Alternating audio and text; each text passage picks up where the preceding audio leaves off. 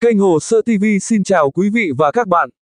Theo đề xuất gửi tới các cơ quan có thẩm quyền, Vinspeed ước tính tổng mức đầu tư cho dự án vào khoảng 1,562 triệu tỷ đồng, tương đương 61,35 tỷ đô la Mỹ chưa bao gồm chi phí giải phóng mặt bằng và tái định cư. Trong đó, doanh nghiệp sẽ tự thu xếp 20% tổng vốn đầu tư, tương ứng khoảng 312.000 tỷ đồng, 12,27 tỷ đô la Mỹ. Phần còn lại, tương đương 1,25 triệu tỷ đồng, Vinspeed kiến nghị được vay từ nguồn vốn nhà nước với lãi suất 0% và thời gian hoàn trả trong vòng 35 năm kể từ thời điểm giải ngân.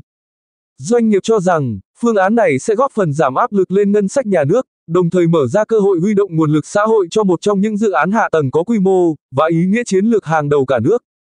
Đồng thời, Vinspeed bày tỏ mong muốn dự án có thể khởi công ngay từ năm 2025, thay vì đợi đến năm 2026 như kế hoạch hiện hành, nhằm rút ngắn thời gian thi công và hoàn thành toàn tuyến trước tháng 12 năm 2030, thay vì để sang năm 2035. Vinspeed đang xúc tiến hợp tác với các đối tác công nghệ đến từ các quốc gia có ngành đường sắt phát triển, như Trung Quốc, Đức và Nhật Bản, để chuyển giao công nghệ sản xuất đầu máy, toa xe, hệ thống tín hiệu và điều khiển. Ngoài ra, doanh nghiệp cũng đặt mục tiêu nhanh chóng tổ chức đào tạo nhân lực trong nước, làm chủ công nghệ và phát triển nền công nghiệp đường sắt tốc độ cao nội địa, hướng đến sự tự chủ và bền vững trong dài hạn. Bên cạnh hạ tầng vận tải, Vinspeed còn đề xuất mô hình phát triển các đô thị thông minh gắn với nhà ga theo định hướng TOD, hợp tác cùng Vingroup và Vinhome triển khai tại các khu vực phụ cận ga đường sắt. Theo Vinspeed, phần lớn các vị trí này hiện nằm ngoài trung tâm, chưa được khai thác hiệu quả. Tuy nhiên, với sự vào cuộc của hệ sinh thái Vingroup, các khu đô thị mới sẽ không chỉ góp phần tăng hiệu quả đầu tư tuyến đường sắt, mà còn thúc đẩy phát triển hạ tầng, nâng cao chất lượng sống, và tạo động lực tăng trưởng mới cho các địa phương.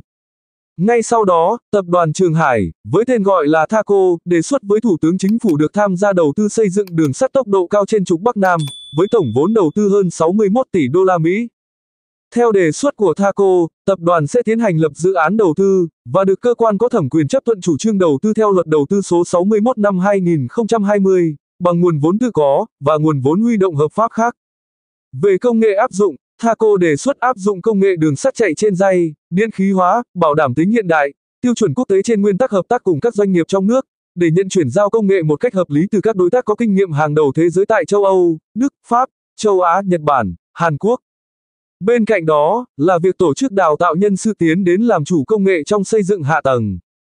sản xuất đầu máy, toa xe, hệ thống tín hiệu, điều khiển, quản lý, vận hành hệ thống đường sắt tốc độ cao nhằm chủ động hình thành ngành công nghiệp đường sắt, và thông qua dự án này phát triển các ngành công nghiệp nền tảng cho đất nước, như công nghiệp nặng luyện kim, cơ khí công nghiệp số. Trong đó ưu tiên phối hợp và liên danh, hợp tác với các doanh nghiệp, tập đoàn trong nước đối với các hạng mục, phần việc mà trong nước có thể đáp ứng được. Chi tiết hơn về phương án tài chính của dự án, theo đề xuất của Thaco, tổng mức đầu tư của dự án là hơn 1,5 triệu tỷ đồng, tương đương khoảng 61,35 tỷ đô la Mỹ, thấp hơn tổng mức đầu tư của dự án theo chủ trương được Quốc hội phê duyệt là hơn 1,7 triệu tỷ đồng, tương đương 67,34 tỷ đô la Mỹ, đã bao gồm chi phí bồi thường, hỗ trợ và tái định cư. Tuy nhiên, hạng mục giải phóng mặt bằng sẽ là một dự án độc lập do nhà nước thực hiện, và không tính vào tổng vốn đầu tư của dự án theo đề xuất của Thaco.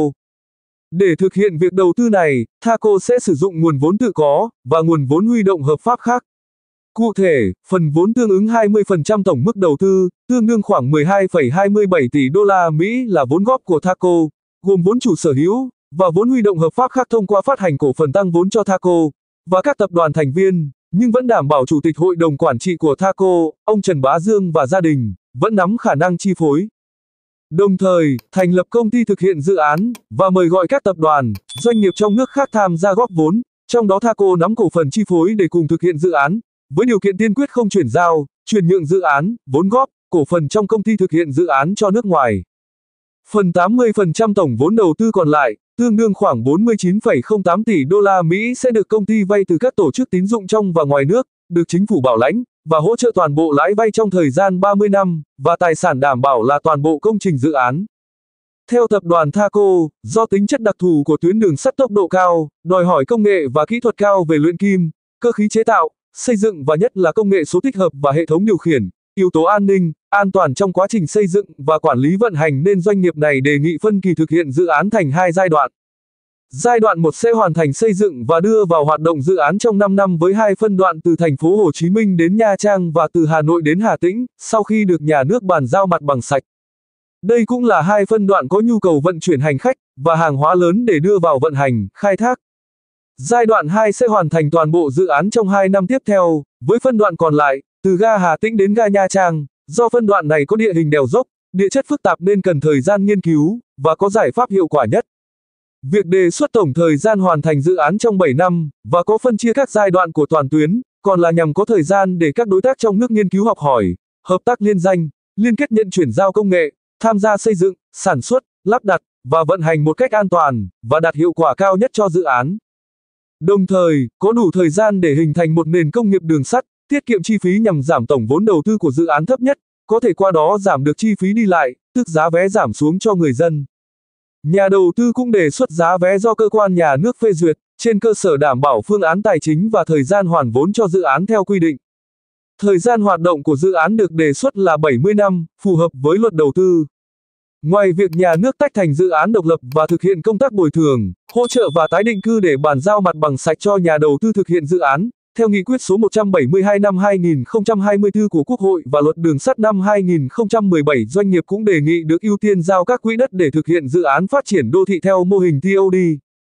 Đồng thời được miễn thuế đối với hàng hóa, máy móc, thiết bị, phương tiện trong nước chưa sản xuất được theo quy định tại điểm D khoản 2 điều 6 luật đường sắt 2017, được hưởng toàn bộ cơ chế, chính sách đặc thù, đặc biệt, ưu đãi đầu tư theo nghị quyết số 172 năm 2024 của Quốc hội và các ưu đãi đầu tư ở mức cao nhất, phù hợp với quy định pháp luật hiện hành. Lãnh đạo Thaco cam kết phát triển các mô hình TOD mẫu mực với mức giá hợp lý nhằm đáp ứng nhu cầu ở, sinh hoạt cho người dân. Bên cạnh đó, do yêu cầu đảm bảo an toàn, an ninh quốc gia, Thaco đề xuất nhà nước sẽ sở hữu một số cơ sở vật chất và đảm nhiệm một phần công việc trong quản lý vận hành. Trong trường hợp đặc biệt vì lý do an ninh quốc gia, Thaco cam kết sẽ giao nhà nước toàn quyền sử dụng toàn bộ dự án để phục vụ đất nước. Và ngay sau đó, Bộ Xây dựng có công văn gửi Vinspeed và Thaco về việc đầu tư dự án đường sắt tốc độ cao Bắc Nam. Theo đó, Bộ Xây dựng đã tiếp nhận các hồ sơ, văn bản liên quan đến đề xuất đầu tư dự án Bắc Nam của Vinspeed và Thaco. Thực hiện chỉ đạo của Phó Thủ tướng Trần Hồng Hà, đối chiếu với các quy định của luật đầu tư, Bộ Xây dựng đề nghị các công ty: một là khẩn trương rà soát, hoàn thiện hồ sơ đề nghị chấp thuận chủ trương đầu tư tuyến đường sắt tốc độ cao Bắc Nam, nội dung hồ sơ theo quy định tại Điều 33, Luật Đầu tư. Hai là hoàn thiện hồ sơ và gửi Bộ Tài chính, các bộ, ngành để triển khai các thủ tục chấp thuận chủ trương đầu tư theo quy định tại Điều 34, Luật Đầu tư. Quý vị và các bạn nghĩ sao? Hãy để lại bình luận bên dưới video. Ngoài ra, hãy chia sẻ và bấm thích video. Và cũng đừng quên bấm đăng ký kênh Hồ Sơ TV, cũng như bấm nhận tất cả các thông báo để đón nhận những tin tức mới nhất.